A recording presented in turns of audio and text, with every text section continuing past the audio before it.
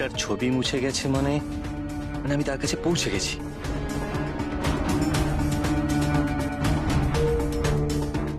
ওখানে ওটা কিসের জটলা? জটলার মধ্যে একটা মেয়েকে দেখা যাচ্ছে বলে মনে হচ্ছে। দড়ি দিয়ে আষ্টে পিষ্টে বাঁধা, সঙ্গে আবার একটা বাদরও আছে। যাই বা দেখি তো আর একটু কাছে কি।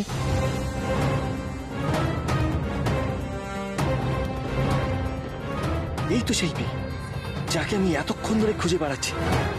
না, আর কোনো চিন্তা নেই, এই মেয়ের নাগাল আমি পেয়ে গেছি।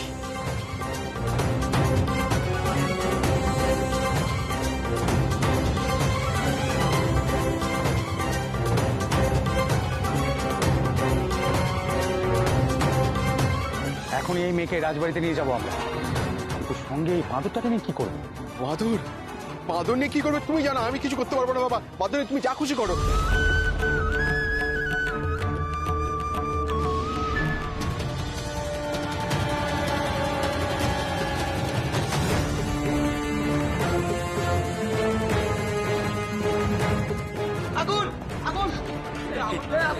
এই মেয়ে মায়াবিনী, ছলনাময়ী, নাইলে এরকম কাণ্ড ঘটাতে পারে? হ্যাঁ হ্যাঁ, তুমি ঠিক বলেছো, নিশ্চয়ই মায়াবিনী।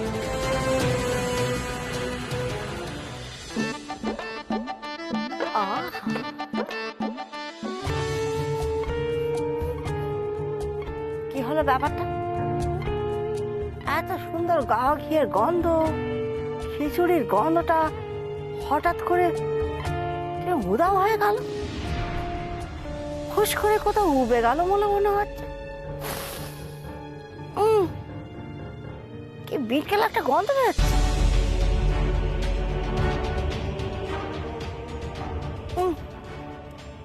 বিচ্ছিরি গন্ধটা কেমন চেনা চেনা লাগছে, খুব হ্যাঁ ঠিক ধরেছি, এটা অমঙ্গলের ইঙ্গিত। তবে কি সেই শয়তানি অশুভ শক্তি আবার এসেছে? ধারে কাছে কোথাও আছে বলে মনে হচ্ছে।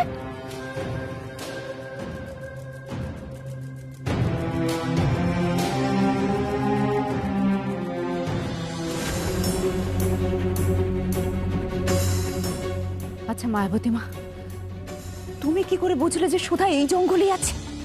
এ বাবা, সাধারণ ভাবে তো সেটাই বোঝায়। দেখ, এই জিনিসটা পদ্মবিলের ধারে পড়ে গেছিল ঠিকই, কোনো কারণে হয়তো জঙ্গলের ভেতর চলে গেছে। সুধার জায়গায় তুই থাকি, তুই কি জঙ্গলটা বাদ দিয়ে খুঁজছিস? বল, নে চল, আর দাঁড়িয়ে থাকিস না, চল। বুঝেছি, আমার সুধার খোঁজে আসা হয়েছে, কিন্তু আমি থাকতে যে সুধার ছায়া তোদের মারাতে দেব না।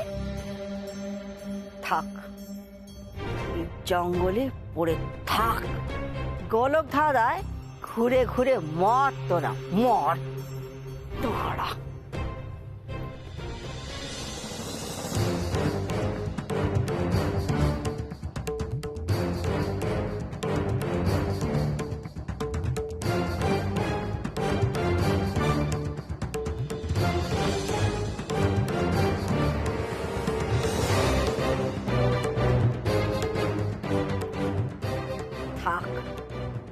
থাক এই জঙ্গলে, গোলক ধাঁধায় বন্দী হয়ে।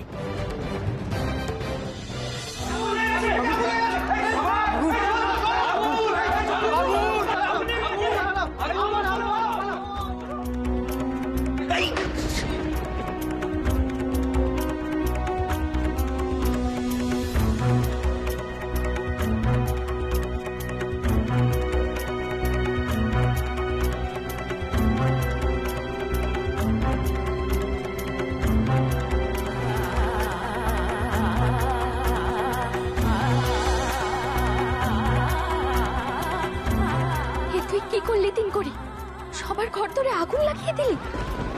চিন্তা করো না মা, এই আগুনেই যা কাজ হওয়ার হবে। চলো মা, পালাই।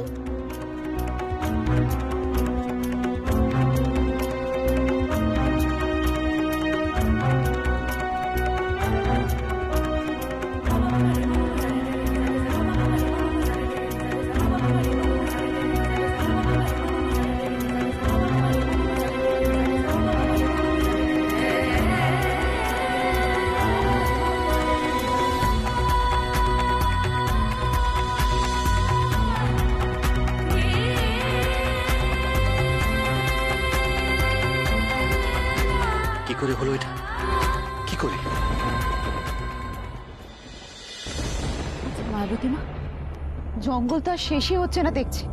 আর কত হাঁটবো বলতে পারো?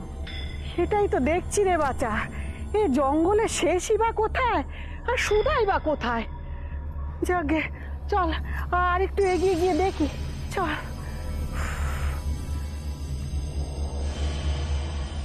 মায়াবতীমা, কি হলো কি? ওই গাছটা দেখো। ও আবার দেখার কি আছে?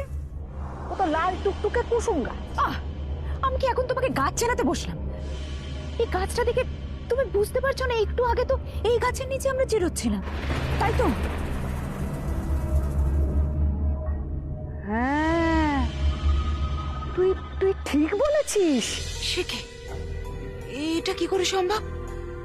একই গাছ আমাদের পথে আবার এলো কি করে?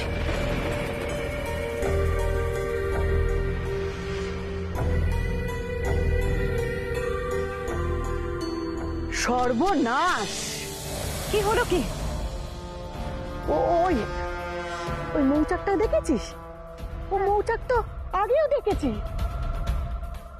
তার মানে কি সারা বেলা আমরা একই পথেই করে চলেছি?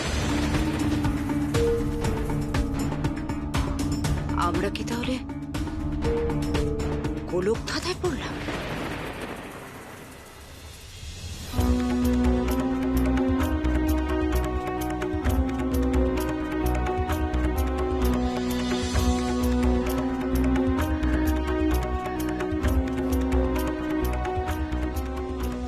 রাজার সেনারা আমাকে চিনে ফেলেছে রে বাছা।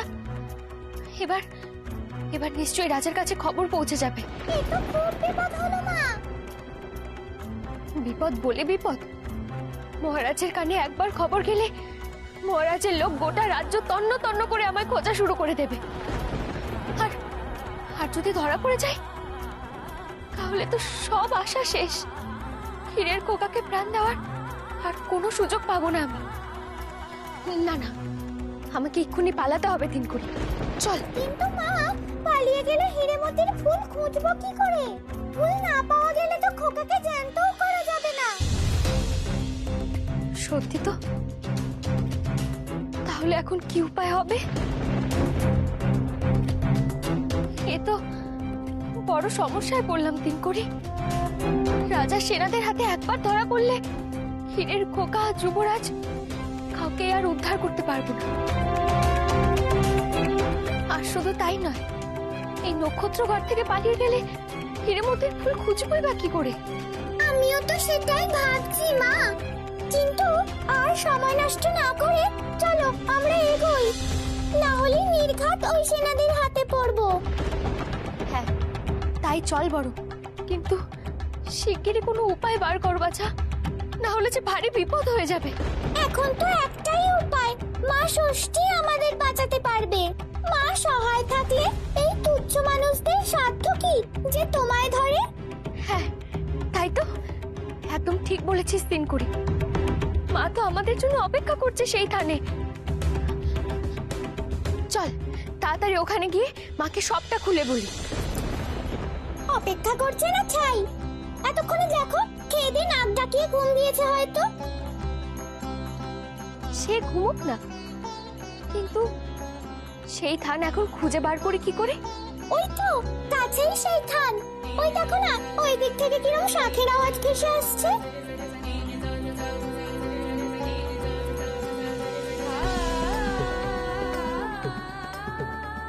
তিনকুড়ি, ওই থানে তো অনেক মেয়ে বউদের ভিড় থাকবে, অনেক লোকজন থাকবে। তোকে আর আমায় একসাথে দেখলে তো ওরা চিনতে পেরে যাবে রে। তাহলে এবার কি হবে? দেখি আগুন তো নিভে গেছে। ও এতক্ষণ আগুন জ্বলতো, কোথাও কিছু পড়ে নেই। বলেছিলাম না এ মেয়ে মায়াবিনী ছলনা করে আগুন জ্বালিয়ে আমাদেরকে বোকা বানিয়ে আবার নিজেই আগুন নিভিয়ে দিল। হ্যাঁ ঠিক বলেছো।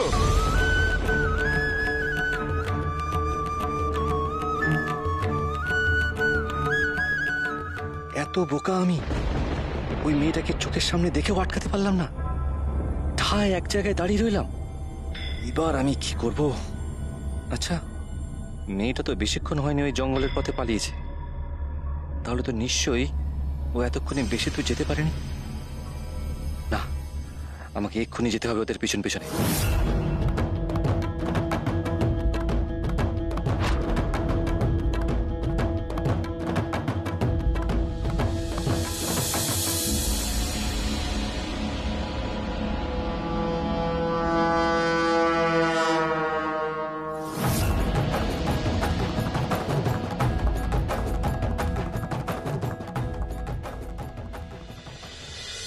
কিন্তু মা, এখানে দাঁড়িয়ে থাকলে যে আরো বিপদ হবে। এক্ষুনি সেনার দল খুঁজতে খুঁজতে এদিকটায় এসে পড়লে আমাদের যে ধরা দেওয়া ছাড়া আর কোনো উপায় থাকবে না। আমার যে মাথা কাজ করছে না, মাথা কাজ করছে না দিন করি, যেন এক অকুল পাথারে পড়েছি। কোন দিকে যে যাব, কি করব, তাই হাতরে মুখছি। চিন্তা করো না মা, আমি তো আছি তোমার সঙ্গে। দেখবে সব ঠিক হয়ে যাবে। তুমি ঠিক তোমার খোকাকে উদ্ধার করতে পারবে। কিন্তু এখন আর সময় নষ্ট করো না মা, চলো আমরা ওই দিকটায় যাই। কেউ চিনে ফেললে না হয় অন্য ব্যবস্থা করা যাবে। হ্যাঁ, তাই চল বড়।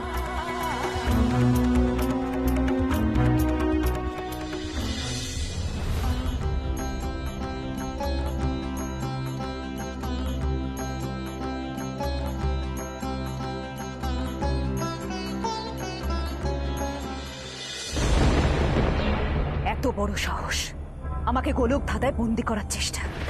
তমসিকে কে সে? আমিও দেখতে চাই আমার আর মায়াবতী মায়ের থেকেও কত বড় জাদুকর আছে এই জগতে। থাম থাম তামসী, থাম। মাথা ঠান্ডা কর, এখন মাথা গরম করার সময় নয়। দেখ, সেই জাদুকর যেই হোক না কেন, তাকে পরে খুঁজে বের করব।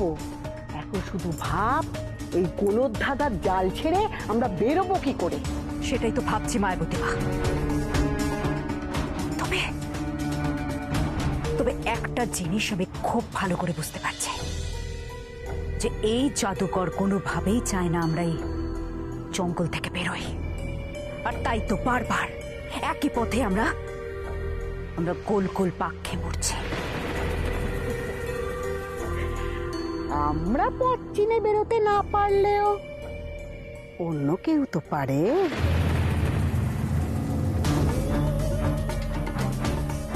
অন্য কেউ মানে? মানে আমাদের না হয় হাত পা বাঁধা, অন্য কেউ পথ চিনিয়ে নিয়ে যাবে আমাদের এই জঙ্গলের বাইরে। কি করে? তুই চুপটি করে দাঁড়া, দেখ কি করে।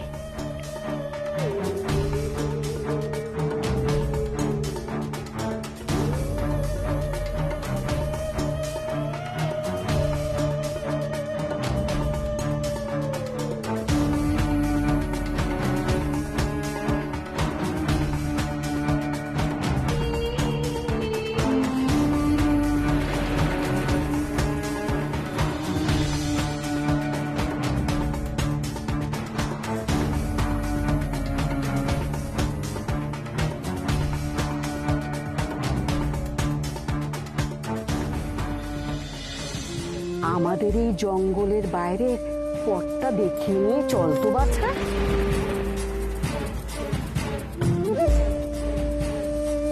মায়াবতী মা, ওটা দৌড়ে দৌড়ে চলে যাচ্ছে। চলো তাড়াতাড়ি চলো। চল চল, যাচ্ছি তো, চল চল।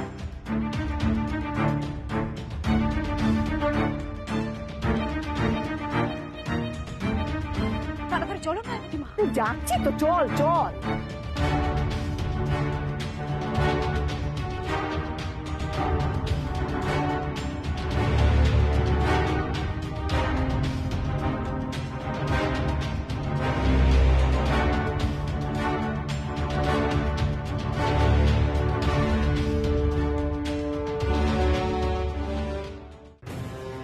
কিরে তিন করি, আর কত দূর বাছা? আমার যে আর চলার শক্তি নেই। এই তো মা, আর একটুখানি, একটু কষ্ট করে চলো, আমরা এক্ষুনি থানার কাছে পৌঁছে যাব।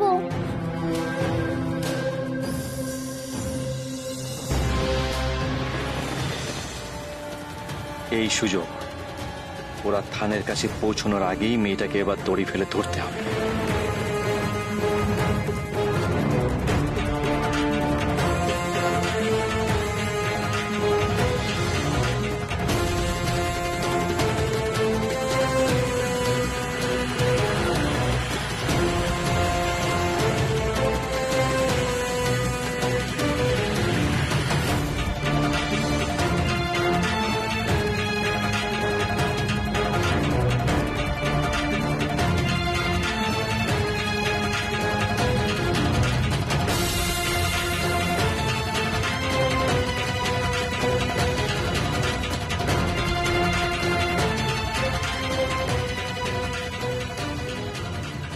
সর্বনাশ! ওই দেখ তিনকুড়ি, ওই মহিলারা তো মনে হচ্ছে আমাদের দিকেই আসছে।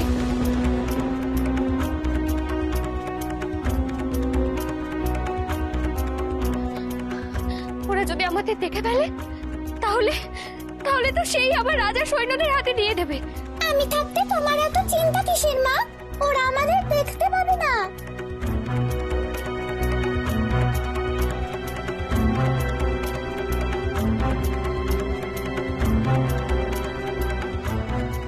এই তো ছোট হয়ে গেছি আমরা, আর আমাদের কেউ দেখতে পাবে না। চলো মা, আপাতত আমরা ওই গাছটার আড়ালে লুকিয়ে পড়ি।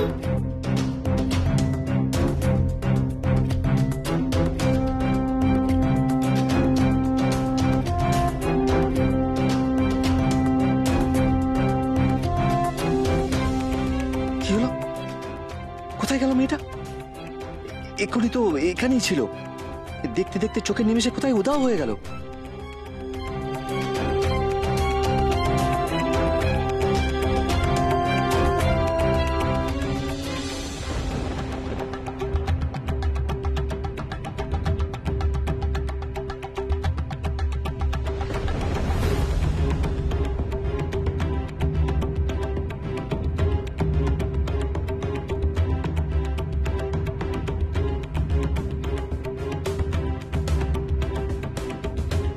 চলো মা, আমরা বরং এইভাবে ছোট হই ওই থানের দিকে এগোই। হ্যাঁ, বরং তাই চল।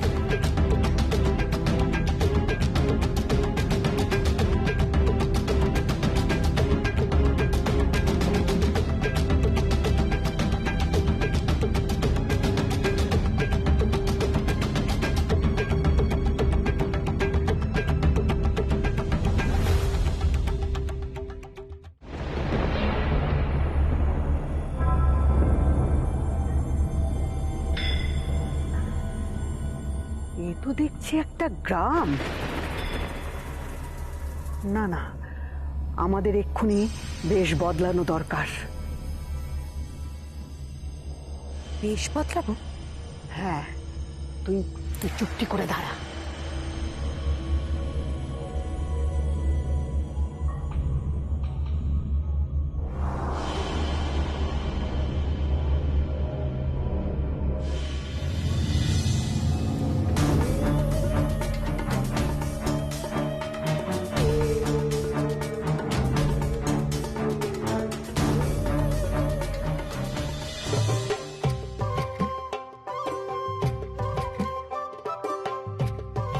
ও বউ, তোমরা কোথায় যাচ্ছ গো পুজো দিতে? আর বলিস না, মেয়েটার শরীরটা ভুগে ভুগে কাহিল, তাই ভাবলাম যাই একটু থানে গিয়ে মা ষষ্ঠীর পুজো দিয়ে আসি, যদি মা একটু মুখ তুলে চান। চিন্তা করিস না, মা সব ঠিক করে দেবে। চলি গো দিদি। এখানেও ষষ্ঠী? মায়াবতী মা, দেবীর ষষ্ঠী বড় সুবিধের নয়। নক্ষত্রগড়ের মানুষের তার উপর অগাধ আস্থা। নক্ষত্রগড়ের মানুষের কোনো ক্ষতি হতে দেয় নাই দেবে। নক্ষত্রগড়ের মানুষ মরে না, রক্তপাত হয় না। সাগরিকাই বলেছিল আমাকে এসব কথা। এই ষষ্ঠীর জন্যই তো ক্ষীরের ছেলেকে মারতে আমাকে মায়ারাজ্য পর্যন্ত আসতে হয়েছিল। এই ষষ্ঠীর সঙ্গে একবার চরম যুদ্ধ হয়েছিল আমার। কোনো রকমে সেদিন প্রাণে বেঁচে ফিরেছিলাম। আর সুধাকেও সেদিন শেষ করতে পারিনি, একমাত্র এই ষষ্ঠীর জন্য। সে যাই হোক তামসী, ষষ্ঠী দেবী, সে কিন্তু ঠিক টের পেয়ে যাবে অশুভ শক্তির উপস্থিতি। ছাড়ো তো মায়াবতী মা, এত ভয় পেলে আমাদের চলবে না। ষষ্ঠীর থান মানে একটা সিঁদুর মাখানো পাথর। ওরকম থান হাজার হাজার আছে। থান থাকলে ষষ্ঠী থাকবে এমন কোনো কথা নেই। আমাদের প্রধান উদ্দেশ্য হলো সুধাকে খুঁজে পাওয়া। আমাদের দেখতে হবে আমাদের আগে প্রলয় যাতে কোনোভাবেই সুধাকে খুঁজে না পায়।